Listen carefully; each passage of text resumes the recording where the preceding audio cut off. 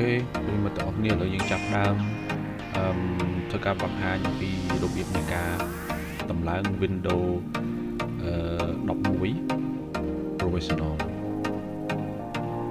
ឬក៏យើងហៅកាត់ថា Windows 11 Pro 11 Pro អញ្ចឹងឥឡូវនេះចូលដល់ដំណើរការមួយដែលយើងការរើសយកភាសាអញ្ចឹងការតម្លើង Windows OS វាស្តៀងតែគ្នាទាំងអស់ទេគឺជាការចាប់ផ្ដើមដំបូងហើយគឺយើងរើសភាសាបន្តមកយើងរើស keyboard យើងមេរៀនហ្នឹងដូចមេរៀនមុនចឹងយើងត្រូវរើស keyboard ពីច្រើនយើងរើស keyboard international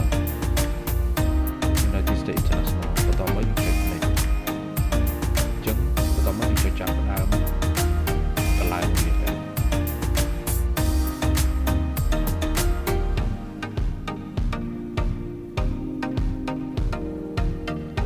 អូខេត្រង់ចំណុចកន្លែងនេះខ្ញុំចង់ highlight ម្ដងទៀតទៅដល់ប្រិយមិត្តទាំងអស់គ្នាបានជ្រាបថានៅក្នុង Windows របស់ខ្ញុំនេះជាយើង download មកវាមាន version ច្រើនវាមាន Home វាមាន Home N វាមាន Pro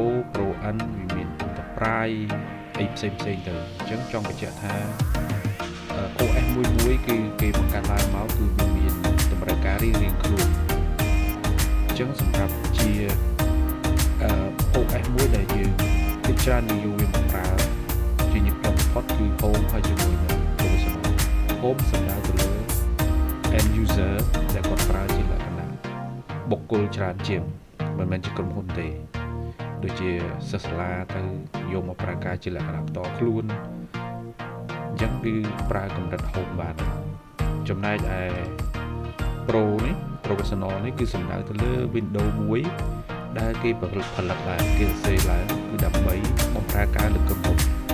ធំឬក៏ក្រុមហ៊ុនណាមួយដែលមានចំនួន កុំព្យូទ័រប្រើប្រាស់ច្រើនហើយមាន IT administrator មួយដែលគាត់ចូលយកគោលបំណងរបស់គាត់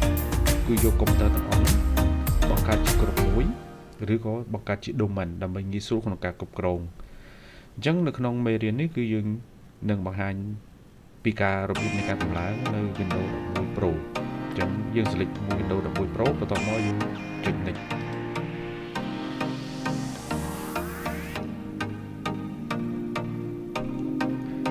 អញ្ចឹងតើទៅជាមួយនឹង application license term ហ្នឹងគឺកន្លែងហ្នឹងយើងបើយើងចង់មើលក៏មើលទៅប៉ុន្តែវាវែងមែនតើអានេះវាគ្រាន់តែជាលក្ខណៈមួយថា license agreement មួយទេហើយជាជំរើសយើងគ្មានជំរើសហ្មង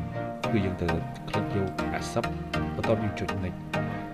បើក្នុងករណីថាយើងមិនព្រមមានន័យថាយើងអត់ត្រូវតម្លៃ Windows យក OS យកមកប្រើទេអញ្ចឹងក្នុងករណីនេះយើងត្រូវតែព្រមអញ្ចឹងយើងចុច next tick accept ហើយជំនួសចុចអូខេនៅកន្លែងនេះខ្ញុំសូម highlight បញ្ជាក់ឲ្យច្បាស់អូខេជំរើសមាន2ជំរើសទី1លក្ខណៈមួយ upgrade ខ្ញុំឧទាហរណ៍ថាយើងមាន Windows 10ហើយយើងចង់ upgrade វាទៅជា Windows 11អញ្ចឹងយើងជ្រើសយកកន្លែងនេះប៉ុន្តែវាមានផលចំណេញនិងមានផលវិបាកផលចំណេញមានន័យថាយើងមិនចាំបាច់តម្លើងកម្មវិធីអីផ្សេងទេដោយសារតែក្នុងនេះមានកម្មវិធីស្រាប់ចំណុចផលវិបាកឬក៏ចំណុចអវិជ្ជមានកម្មវិធីខ្លះវាអត់ support ទេជាមួយនឹង Windows ថ្មីវា support ត្រឹមតែ Windows ដែលវាមានស្រាប់ដែលខ្ញុំឧទាហរណ៍ Windows 10 ចាំពេលដែលយើង upgrade ទៅ Windows 11អញ្ចឹងកម្មវិធីខ្លះគឺវាអត់ដំណើរការវាទីយើង upgrade ដូចជា driver អញ្ចឹងកន្លែងនេះសាច់តែលើប្រិមិត្តក្នុងការជ្រើសរើសទេចំណែកទី2គឺជាការដែលយើងហៅថា customize installation មានន័យថាយើង clean វាចោលទាំងអស់យើងឡើងថ្មីហ្មងអូខេអញ្ចឹងមេរៀននេះខ្ញុំនឹង select យកកន្លែង customizeអញ្ចឹងខ្ញុំ select កន្លែងនេះអញ្ចឹងកន្លែងនេះជា default វាមកគឺវាមានតែមួយ drive ទេដោយសារយើងរៀបយកមកតែមួយ drive ទេតែបើសិនជាក្នុង computer ប្រិមត្តទាំងអស់មាន2 physical hard disk វា physical hard disk ប៉ុន្តែបើមានមួយវានឹងអាចមួយអញ្ចឹងកន្លែងនេះវាមាន2ជម្រើសយើងទៀតជម្រើសទី1បើសិនជាយើងចង់បង្កើត hard disk 1ឬក៏2អញ្ចឹងយើង select យក new អូខេក្នុងករណីនេះខ្ញុំចង់បង្កើតតែ2ទេហើយពាក់កណ្ដាល50អញ្ចឹងយើងយកវាកន្លែងនេះខ្ញុំកែទៅជាលេខ3ទៅវាស្មើនឹងពាក់កណ្ដាល3144 មេហ្គាបៃតបន្ទាប់មកខ្ញុំចុច apply កាលណាយើងចុច apply វានឹងបង្ហាញ partition វានឹងចែក partition មកអញ្ចឹង partition នេះទី1នេះវាគ្រាន់តែជា system ដែលវាបង្កើតឡើងមកទេដើម្បីរក្សានៅfile សំខាន់ដែលចេញមកពី Windows ចំណែកឯ partition 2វាក៏នឹងបង្កើតមកដើម្បី reserve ចំណែកឯ partition សំខាន់តួអង្គសំខាន់ partition លេខ3និង partition ដែល unspace នេះកន្លែងនេះយើងអាចនិយាយថាអានេះជា drive C អានេះជា drive D អញ្ចឹងពេលដែលយើងនៅលើ partition 3ដែលវាបង្ហាញថា primary មានន័យថាគឺសម្រាប់ដាក់ Windows ហើយគឺ drive C automatic អញ្ចឹងតបមកគឺជា drive D ហើយខ្ញុំទៅប៉ុន្តែក្នុងមេរៀនគឺយើងយកតែមួយ drive ទេដើម្បីធ្វើជាឧទាហរណ៍អញ្ចឹងខ្ញុំត្រូវការលុបវាទៅដល់អញ្ចឹងយើងអាចលុបវាវិញទៅអានឹងលុប partition វាវិញទៅ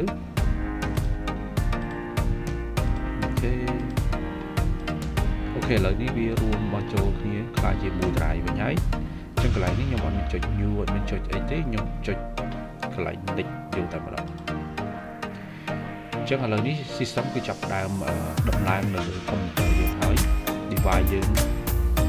ឬក៏ computer យើងហើយក៏ប៉ុន្តែត្រង់ step នេះគឺជា step មួយដែលចំណាយពេលយូរឬឆាប់វាទាក់ទងទៅលើ spec របស់ computer spec របស់ device មួយអញ្ចឹង spec ណាវាខ្ពស់គឺវាអាចលឿនទៅចន្លោះពី15ទៅ20នាទីតែបើសិនជា spec computer ឬក៏ device ខ្លះក៏រីកទាបទៅអញ្ចឹងវាអាចស៊ីពេលចន្លោះពី20នាទីទៅ30នាទីអញ្ចឹងឥឡូវនេះយើងទុកឲ្យវាដំណើរការឲ្យចប់សិនទៅ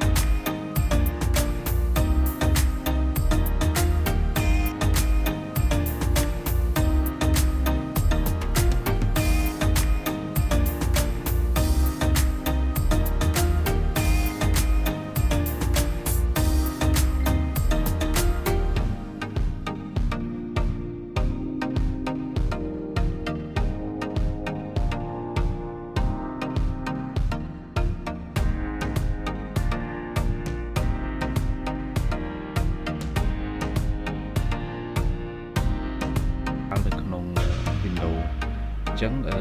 ពេលដែលយើងបានតម្លើងវារួចហើយវានឹងជាផ្ទាំងមួយដើម្បីយើង set up បន្តទៀតអញ្ចឹងអត់ខុសពីជំហានទី1ទេអញ្ចឹងយើងត្រូវរកទី1តំបន់សិនអញ្ចឹងជាធម្មតាវិញជាធម្មតាយើងពិចារណាគឺយក United States ហ្នឹង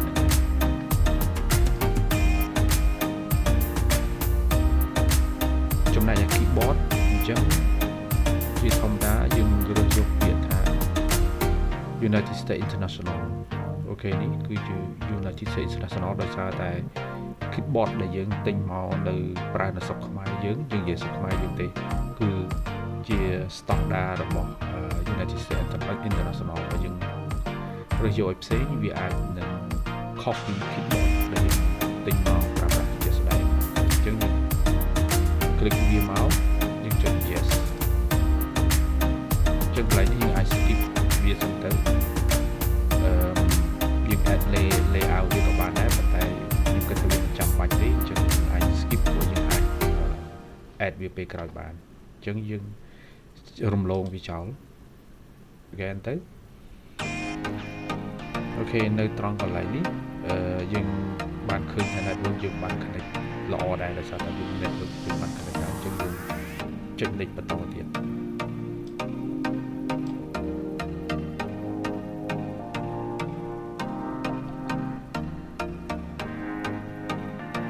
ចឹងវានឹងចាប់ផ្ដើម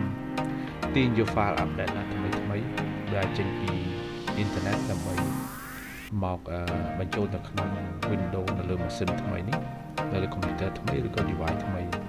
របស់ប្រិយមិត្តទាំងអស់គ្នាឥឡូវយើងកំពុង check និង update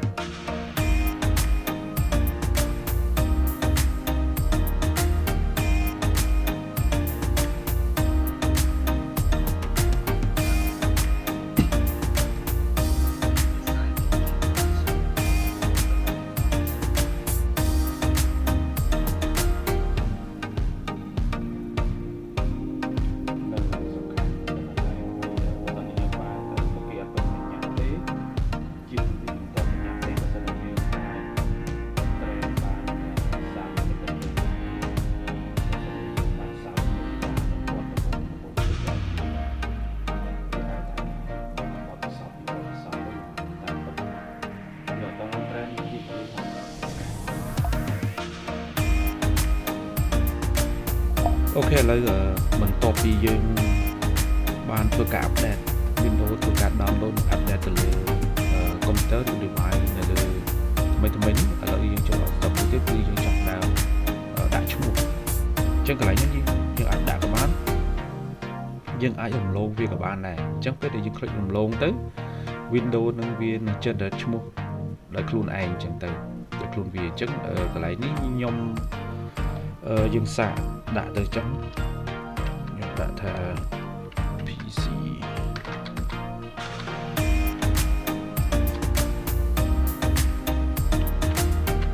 PC zone 1ទៅអញ្ចឹងយើង click next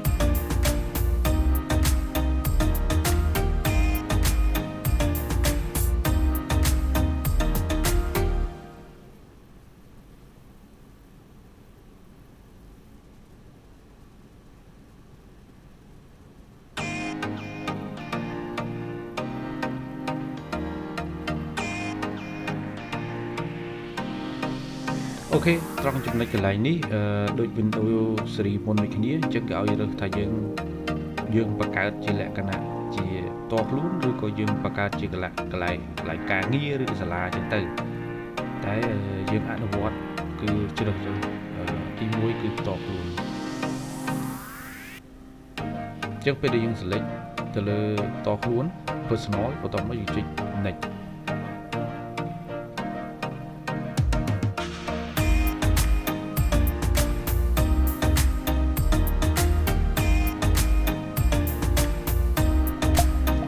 ចឹងកន្លែងនេះដូចខ្ញុំបានបញ្ជាក់ចង់ពីដើមអញ្ចឹងវាកន្លែងនេះវាឲ្យយើងបញ្ចូលនៅព័ត៌មាន email តខ្លួនលេខទូរស័ព្ទឬក៏ជា account Skype បើសិនជាយើងមានយើងដាក់ចូលទៅតែបើយើងអត់មានទេក្នុងចំណោម3នេះយើងត្រូវបង្កើតថ្មីជាងទៅចង់បញ្ជាក់ថាកន្លែងនេះបង្កើតថ្មីគឺត្រូវបង្កើត online តែមានមួយទៀតដែលយើងជ្រើសរើសយកនៅ sign option មួយទៀតជាជម្រើសរបស់យើងអញ្ចឹងយើងជ្រើសរើសវាដើម្បីយើងបង្កើតជា offline អូខេអញ្ចឹងកន្លែងនេះយើងឲ្យយើងរើសជាដាក់លេខកូដ PIN គឺជាលេខកូដសុវត្ថិភាពចំណុចមួយទៀតដែលបើសិនជាប្រិមិត្តមិនចង់ប្រើប្រាស់ email អញ្ចឹងយើងមានកន្លែងមួយគឺយើងចូលទៅក្នុងការ set up លក្ខណៈការងារហើយយើងចុច next ហើយបន្ទាប់មកយើងជ្រើសរើសយកចំណុចមួយ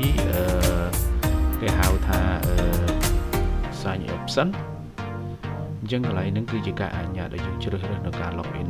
បែបផ្សេងដែលមិនចាំបាច់មាន email ទេអញ្ចឹងយើង click លើ sign option ហើយបន្តមកយើងជ្រើសរើសលើ domain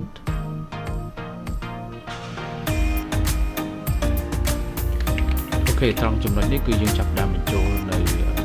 បង្កើតនៅ username មួយហើយ password យើងអាចដាក់ក៏បានយើងមិនដាក់ក៏បានអញ្ចឹងនៅពេលនេះគឺ Windows ចាប់ផ្ដើមបង្កើត profile ថ្មីមួយ ដែលជាគេហៅថាការ user account មួយដើម្បី login ចូលទៅក្នុងការប្រើប្រាស់ឬក៏ការគ្រប់គ្រងទៅលើ computer នឹង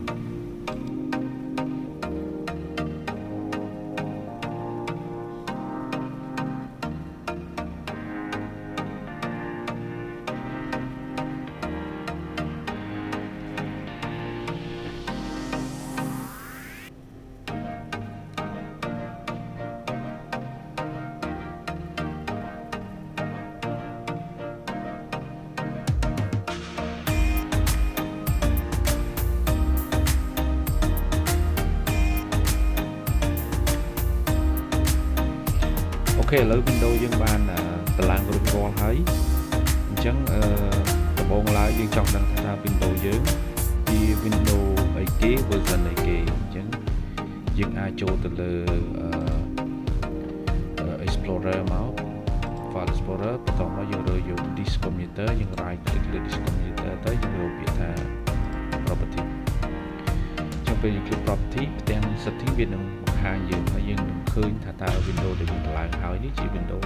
ប្រភេទអី version អីអញ្ចឹងយើងទាញចុះក្រោមមកនេះជាព័ត៌មានតាក់ទងជាមួយនឹង spec របស់ computer ហ្នឹងឬក៏ device អញ្ចឹងយើងទាញចុះមកក្រោមរហូតទៀតមកយើងនឹងឃើញហើយអញ្ចឹងនេះគឺជា Windows 11 Pro version របស់វា version ចុងក្រោយគេហើយគឺ 25H2 ដែលต้องតែ release ក្នុង